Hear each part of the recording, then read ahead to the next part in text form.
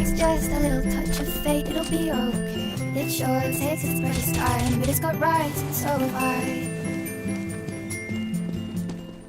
I turn my head to the sky, focus one thought at a time. I do not like the little things under my tongue, but I'm sleep. It couldn't be a longer time. I feel like I am walking blind. I know the right time, there are no legible signs.